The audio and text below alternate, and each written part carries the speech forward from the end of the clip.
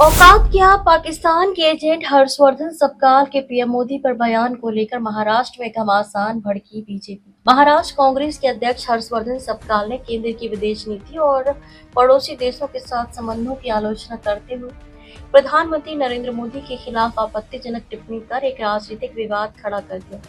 हर्षवर्धन सबकाल के बयान पर एकनाथ शिंदे, नीतीश राणे समेत कई नेताओं ने तीखा हमला किया है। महाराष्ट्र कांग्रेस अध्यक्ष हर्षवर्धन सबकाल के पीएम मोदी को दिए गए अमर्यादित बयान पर घमासान शुरू हो गया है। बीजेपी ने हर्षवर्धन सबकाल पर निशाना साधा है। महाराष्ट्र के उप मुख्यमंत्री एकनाथ शिंदे ने भी कांग्रेस अध्यक्ष हर्षवर्धन सबकाल को जमकर सुनाई। उन्होंने कहा कि कांग्रेस ने नरेंद्र मोदी के खिलाफ जो निचले स्तर की टिप्पणी की है वह गड्ढे में जाएंगे। नीतीश राणे ने भी निशाना साधा। भाजपा विधायक सुधीर मुनगंटीवार ने तीखी प्रतिक्रिया देते हुए कहा कि जैसे कांग्रेस के नेता हैं वैसे ही उनके कार्यकर्ता हैं, जैसे संस्कार हैं वैसी उनकी भाषा है। वहीं शहजाद पूनावाला ने भी कांग्रेस नेता को निशाने पर लिया है। सुधीर मुनगंटीवार ने कहा है कि अगर किसी नेता को प्रधानमंत्री नरेंद्र मोदी की नीतियों या कामकाज में कोई कमी नजर आती है तो उस पर लोकतांत्रिक तरीके से बात की जा सकती है, लेकिन जिस तरह की भाषा का इस्तेमाल कांग्रेस नेताओं की ओर से किया जा रहा है वह पूरी तरह अनुचित है।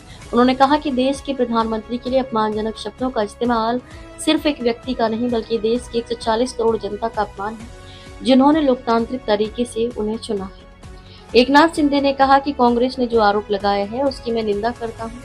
मैं इतना कहता हूँ कि देश का असली धुरंधर नरेंद्र मोदी है। उन्होंने देश को आगे बढ़ाया है। जिन्होंने आरोप लगाया है वे असली दरिंदर है।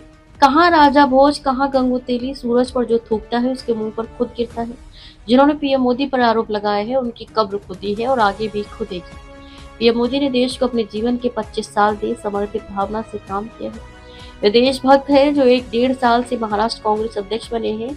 उनकी क्या औकात है। बीजेपी नेता ने कहा कि कांग्रेस अब लगातार राजनीतिक जमीन खोती जा रही है। एक समय पश्चिम बंगाल में कांग्रेस की मजबूत सरकार थी, लेकिन आज हालत ये है कि पार्टी की मौजूदगी तक मुश्किल से दिखाई देती है। बिहार समेत कई राज्यों में भी कांग्रेस की स्थिति कमजोर हो चुकी है। उनके मुताबिक सत्ता से दूर होने के बाद कांग्रेस नेताओं को चारों तरफ अंधेरा दिखाई दे रहा है और इसी वजह से वे इस तरह की बयानबाजी कर रहे हैं।